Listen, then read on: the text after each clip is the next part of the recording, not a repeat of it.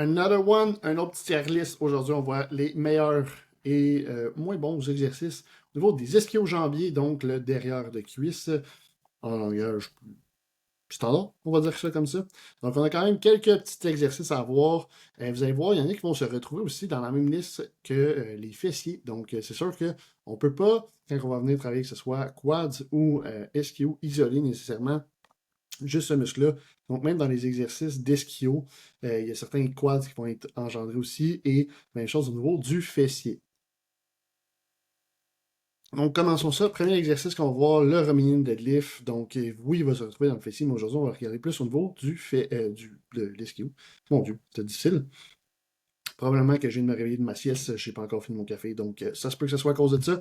Donc, Romanian deadlift, où est-ce qu'on place ça? Moi, je vais le mettre en special. Pourquoi? Parce que c'est un super exercice pour développer l'ensemble de l'ischio et comparer, mettons, à toutes les variations de leg curl. C'est important de savoir que l'ischio fait deux fonctions principalement, donc la flexion du genou et l'extension de la hanche. Et donc, c'est un bon mouvement d'extension de la hanche qui va travailler en partie étirée du muscle. Donc, c'est un super bon exercice pour développer l'ensemble de l'ischio. Va également aider à développer le fessier. On verra ça peut-être plus tard.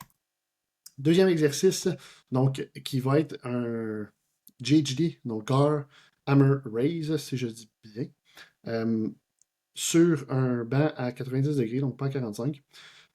Ici, on va avoir un mélange entre la flexion du genou, parce qu'on voit qu'on a une flexion ici au niveau du genou, et une extension de la hanche, parce que le mouvement, c'est qu'on va venir comme clencher un peu notre bassin vers l'avant. Fait qu'on va avoir un petit peu des deux, mais nécessairement plus au niveau de la flexion du genou. C'est un exercice que je vais mettre en B. C'est un super bon exercice. Ça va renforcer beaucoup l'ischio-jambier. Par contre, des fois, ça peut être difficile de rajouter de la charge. Si mal exécuté, des fois, ça peut être difficile d'avoir un bon recrutement à ce niveau-là. Mais ça reste quand même un très bon exercice. Prochain exercice, donc line leg curl assez classique. Assez classique, je le mets en A, c'est un super bon exercice de manière générale.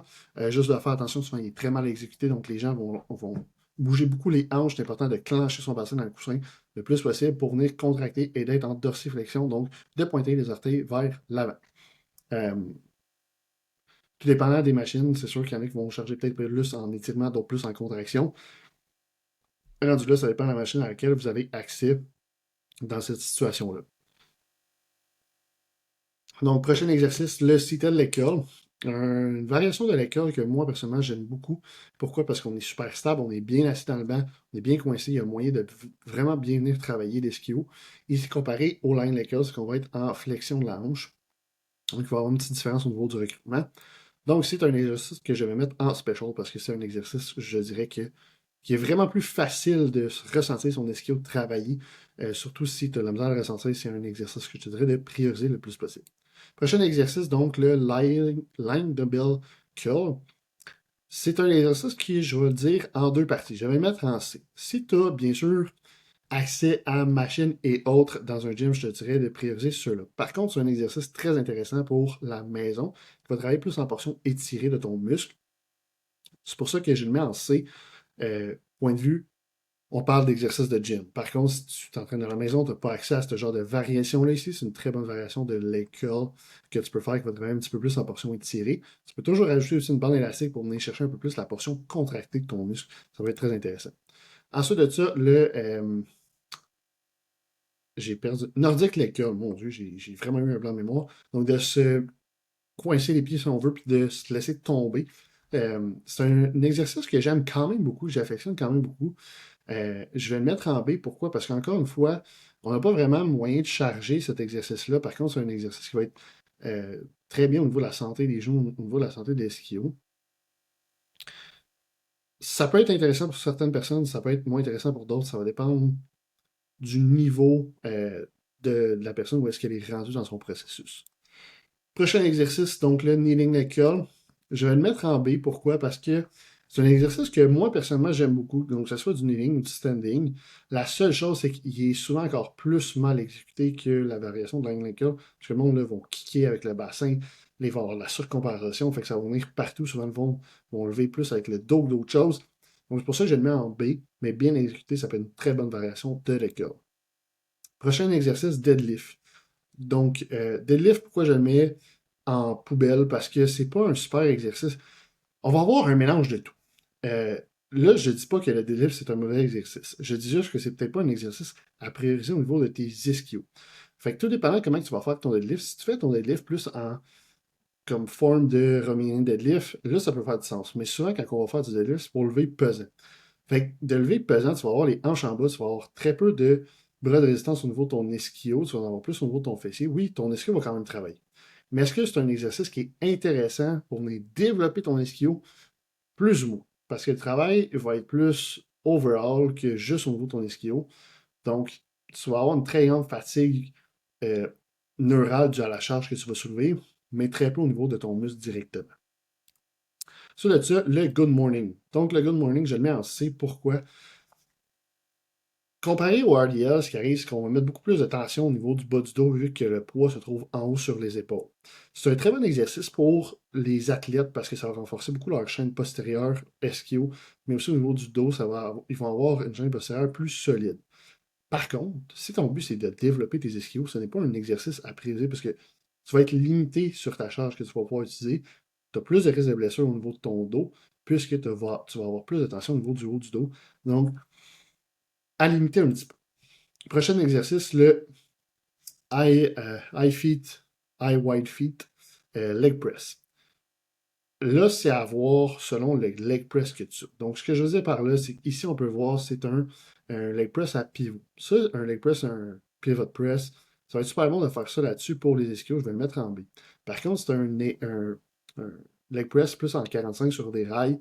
C'est un exercice un peu moins intéressant parce que tu vas aller chercher moins de recrutement au niveau de ton ischio. Tu vas avoir aussi du quad qui va embarquer, c'est sûr, évidemment. Donc, si tu fais ça après avoir fait des quads, tu risques d'avoir beaucoup plus de quads, beaucoup moins d'ischio. Donc, c'est à faire attention. Oui, ça peut être un exercice intéressant, mais pas nécessairement à tout bord, tout côté. Puis ça va dépendre aussi de la variation de leg press que tu vas avoir de disponible. Ensuite, prochain exercice, je vais parler des adducteurs. Est-ce que ça fait partie des ischios? Non, mais certains ischios, désolé, vont faire une job d'adducteur. Donc, ça peut être intéressant d'intégrer ça. Moi, personnellement, exercice d'adducteur, c'est un exercice que j'aime beaucoup pour aider à développer les adducteurs, évidemment, mais qu'est-ce que ça va aider? C'est d'avoir un look de jambes plus grosse, parce que veut pas, ça va venir comme fill the gap entre les jambes. Fait que ça dépend vraiment c'est quoi ton objectif avec ça. Moi, personnellement, je le fais, vu la compétition de bodybuilding que je fais, ben, c'est ce qu'on veut. On va avoir un look de jambes vraiment plus grosse. Sur de ça, euh, est-ce que toi, si mettons, c'est t'affiner plus, est-ce que c'est intéressant de faire des adducteurs? Oui, venir renforcer, mais pas overkill non plus dessus, ça sert à rien. Fait que ça dépend vraiment c'est quoi ton objectif. Par contre, il s'agit d'un super bon exercice que tu peux effectuer, qui est vraiment stable, très simple à exécuter également. Et finalement, le 45 degree back extension. Donc, il y a deux façons d'exécuter ça. C'est sûr que si tu ouvres les pieds un petit peu en 45, là, tu vas aller chercher un peu plus au niveau du fessier. Donc, pour travailler un peu plus ton ischio, je dirais de garder une petite flexion au niveau du genou, de garder les pieds droits, vraiment de venir monter avec les hanches, de vraiment clencher le bassin le plus possible pour aller chercher le plus de recrutement au niveau de l'ischio. C'est un exercice que j'aime beaucoup. Je vais le mettre en A parce que c'est facile de venir le recruter, de venir le ressentir. Par contre, la charge des fois peut être limitée, mais elle est quand même plus facile à aller chercher que le GHD ici. Donc, ça fait le tour pour nos exercices d'ischio. Donc, en S, on a le Romanian deadlift. C'était le curl, machine adducteur. En A, line leg curl, 45 degree back extension. En B, GHD, Nordic leg curl, kneeling leg curl, high feet, wide feet press, peu importe comment tu veux l'appeler. En C, on va avoir le line dumbbell curl, le good morning et à mettre dans les poubelles, le deadlift. Donc, ça complète notre tier list sur les ischios. Si tu as des questions, laisse-moi ça en commentaire sous la vidéo. Ça va me faire plaisir de répondre. Ciao!